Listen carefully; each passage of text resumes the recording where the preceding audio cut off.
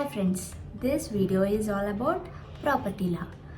So ఈ వీడియోలో మనం ఏం తెలుసుకోబోతున్నాం, ప్రాపర్టీ అంటే ఏమిటి, features of property, types of property, అలాగే constitutional provisions for property right. అంటే ప్రాపర్టీ రైట్ని మనం అనుభవించడానికి కాన్స్టిట్యూషన్లో ఉన్న ప్రొవిజన్స్ కోసం. Next examples of movable and immovable properties and finally meaning of property law. ఈ విషయాల కోసం ఈ వీడియోలో డిస్కస్ చేద్దాం. Let's get in to the topic. What is property? Property is anything, items or attributes, tangible or intangible, that can be owned by a person or entity. Property is the most complete right to something. The owner can possess, use, transfer or dispose of it. ఇక్కడ ఏం చెప్తున్నారంటే, property అంటే ఏదైనా కావచ్చు, అంటే అది physical ఫామ్లో ఉండొచ్చు లేకపోవచ్చు, ఏదైనా అది ప్రాపర్టీ అవుతుంది. ప్రాపర్టీ అనేది కంప్లీట్ రైట్ ఉంటుంది ప్రాపర్టీ మీద ఓనర్కి. ఆయన ఆ ప్రాపర్టీని కలిగి ఉండొచ్చు, లేకపోతే దాన్ని వాడుకుంటూ ఉండొచ్చు, లేకపోతే ఆయన ఇంకెవరికైనా ఇచ్చేసుకోవచ్చు, దాన్ని ట్రాన్స్ఫర్ చేసుకోవచ్చు. ఆర్ ఆ ప్రాపర్టీ ఆయనకు నచ్చకపోతే దాన్ని పాడు చేసుకొని నాశనం చేసే రైట్ కూడా ఆ ఓనర్కి ఉంటుంది. So simply this is property. Next types of property. ఈ టైప్స్ ఆఫ్ ప్రాపర్టీస్లో మోస్ట్లీ టాంజిబుల్, ఇంటాంజిబుల్, అలాగే మూవబుల్, ఇమ్మూవబుల్ ప్రాపర్టీస్ అనేవి considerable. So first, property that exists in physical form is tangible property like houses, lands, apples and cell phones. Property which can't be physically held is considered intangible property like copyrights, trademarks and patents are also called as intellectual property. ఇక్కడ ఏవైతే మనం ఫిజికల్గా చూడగలుగుతున్నామో, touch చేయగలుగుతున్నామో వాటిని tangible properties అంటారు. అంటే houses, lands, apples, any property which is physical form. So next, ఏదైతే మనం చూడలేమో, touch చేయలేమో దాన్ని ఇంటాంజిబుల్ ప్రాపర్టీ. అంటే ఇప్పుడు నేను ఒక పాట రాశాను ఆర్ నవల, మ్యూజిక్ క్రియేట్ చేశాను, ఏదైనా సరే నా ఓన్ కళతో క్రియేట్ చేసి దానికి నేను copy rights are trade marks కానీ పేటెంట్స్ రైట్స్ కానీ సంపాదించుకుంటే దాన్ని నా పర్మిషన్ లేకుండా ఎవరూ యూజ్ చేయలేరు, ఎందుకంటే నేను దానికి లీగల్లీ ఓనర్ని. అలాంటి ప్రాపర్టీస్ని ఇంటాంజిబుల్ ప్రాపర్టీస్ అంటారు. Next we are going to discuss about movable and immovable properties. Movable property is one which can be transferred from one place to another without causing damage to such property. Immovable property is one which can't be transferred from one place to another place without causing damage to such property.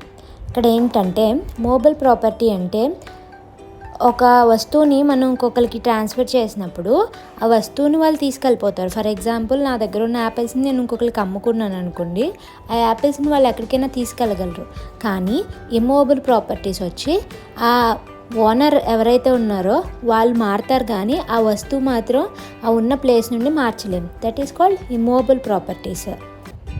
For example, నేను ఒక ల్యాండ్ని ఒకరికి అమ్మితే ownership మాత్రమే change అవుతుంది తప్ప ఆ ల్యాండ్ని అతనికి నచ్చిన చోట పెట్టుకోలేడు తీసుకువెళ్ళి, ఎందుకంటే అది immovable property. That is the difference between movable and immovable properties. Next examples for movable and immovable properties చూద్దాం. Movable property examples: vehicles, electronic devices, jewelry, books and timber, growing crops and grass, a decree for the amount of rent money, any machinery equipment that is not attached to the earth. ఇక్కడ ఇవన్నీ కూడా మనం ఒక చోట నుండి ఒక చోటకి transfer చేయగలం, ప్లేస్ కూడా ట్రాన్స్ఫర్ చేయొచ్చు, not only ownership. Next examples for immovable properties కోసం చూద్దాం. Land, things rooted to the ground such as trees, buildings, homes and other structures. ఇక్కడ భూమి మరియు భూమికి ఏవైతే అటాచ్ చేసి ఉంటాయో ఆ ప్రాపర్టీస్ అన్నీ కూడా ఇమ్మూవబుల్ ప్రాపర్టీస్. ఇక్కడ బిల్డింగ్స్, హోమ్సే కాకుండా ట్రీస్ కూడా ఇమ్మూవబుల్ ప్రాపర్టీస్. కానీ మనం మూవబుల్ ప్రాపర్టీస్లో చెప్పుకున్న క్రాప్స్, గ్రాస్, స్టాండింగ్ టింబర్ అంటే ట్రీ నుండి వచ్చిన ప్రాఫిట్ ఉంటుంది కదా, అది మాత్రం మూవబుల్. ట్రీ ఏదైతే అటాచ్ చేసి ఉందో అది ఇమ్మూవబుల్ ప్రాపర్టీ అవుతుంది. అలాగే ఈ బిల్డింగ్స్, హోమ్స్ వీటి నుండి వచ్చే ప్రాఫిట్ అంటే మనం ఏమైనా రెంట్ వచ్చినా ఆర్ శాలరీస్ వచ్చినా ఇవి మాత్రం మూవబుల్ ప్రాపర్టీ అవుతుంది. అంటే ఇమ్మూవబుల్ ప్రాపర్టీస్ నుండి వచ్చే ప్రాఫిట్స్ మూవబుల్ ప్రాపర్టీ ఎగ్జాంపుల్స్ అవుతున్నాయి. సో ఇక్కడికి మూవబుల్ ప్రాపర్టీ అంటే ఏంటి అండ్ అలాగే వాటి ఎగ్జాంపుల్స్ గురించి మనం తెలుసుకున్నాం. ప్రీవియస్లీ ప్రాపర్టీని 2 టైప్స్ డివైడ్ చేశారు. అవి real and personal property. Real property consist of land and items which are immovable by law like structures and bridges. Property which is not real property is personal property. Next, public and private property. If the property is held by the government or a public department, it should be listed as public property. Otherwise, it would be considered private property. ఇక్కడతో types of properties complete అయ్యాయి. Next, features of property. Ownership and control of a piece of property are legally conferred, allowing the owner to use, sell, rent or transfer the property as they see fit. Exclusive use and profit rights are granted to the owner, while others can only use or profit from the asset with the owner's permission. ఇక్కడ owner అనేవాడు property రైట్ని ఎలా అంటే ఆ ప్రాపర్టీని use చేసుకోవచ్చు, cell, rent are ఇంకెవరికైనా transfer కూడా చేసేసుకోవచ్చు. అలా కాకుండా ఆ ఓనర్ యొక్క పర్మిషన్తో ఇంకెవరైనా ఆ ప్రాపర్టీ నుండి వచ్చే ప్రాఫిట్ని కూడా అనుభవించవచ్చు. Next, legal means such as sales, inheritance or eminent domain can be used to transfer or sell property. Violations can be enforced through legal means. For example, owners can protect their property if someone else uses or profits from it without permission. ఇక్కడ ఏంటంటే మనము లీగల్గా property rights అంటే మనం ఒకరికి అమ్మేసిన are inheritance అంటే వారసులు ఉంటారు కదా, అసలు ఓనరే కాకుండా ఈ వారసులు కూడా ఆ ప్రాపర్టీ రైట్ని యాజ్ రియల్ ఓనర్కి ఉండే హక్కులన్నీ వీళ్ళకు కూడా వర్తిస్తాయి. అలాగే ఒక ప్రాపర్టీ యొక్క ఓనర్ ఎవరైనా తన పర్మిషన్ లేకుండా తన ప్రాపర్టీని యూజ్ చేస్తున్నా లేకపోతే పాడు చేస్తున్నా చట్టపరంగా ఆయన వాళ్ళ మీద యాక్షన్ తీసుకోగలరు. He can sue against them. These are some of the features of property. Constitutional provisions of property law. The right to property was a fundamental right under Article 19 of 1 of F and Article 31 of the Indian Constitution. This article guaranteed to the Indian citizens a right to acquire, hold and dispose of the property. Article 31 categorically said that no person shall be deprived of his property by the authority of law. Indian Constitution లో article 19 of 1 of F and article 31 అనేవి property right గురించి చెప్తున్నాయి. ఏం చెప్తున్నాయంటే any Indian citizen can acquire, hold and dispose. అంటే ఒక Indian citizen అన్ని రకాలుగా తన ప్రాపర్టీ రైట్స్ని పొందవచ్చు. అలాగే ఆర్టికల్ 31 ప్రకారం ఏ విధమైన లా కూడా ఒక ఇండియన్ సిటిజన్ తన హక్కులను పొందకుండా ఆపలేదు లీగల్లీ నిజమైన ఓనర్ అయినప్పుడు. However, by the 44th Constitutional Amendment Act 1978, the right to property was changed to a constitutional right and a new Article 300A was introduced. It was done to discourage the zamindari system and to redistribute land to landless people. The 44th Constitutional Amendment Act 1978 ప్రకారం right to ప్రాపర్టీని constitutional right అంటే రాజ్యాంగ హక్కుగా పరిగణించి ఒక కొత్త ఆర్టికల్ని introduce చేశారు. అదే ఆర్టికల్ 300A. ఇది ఎందుకు అంటే దీని ముఖ్య ఉద్దేశ్యం అప్పట్లో ఉన్న జమీందారీ సిస్టమ్ని రద్దు చేసి ఎవరైతే భూములు లేని ప్రజలు ఉంటారో వాళ్ళకి రీడిస్ట్రిబ్యూట్ చేయాలి అని ఈ ఆర్టికల్ 300Aని ఇంట్రడ్యూస్ చేశారు. Next, the main topic property law. Property law is best understood as the complex of jural relationships between persons with respect to things.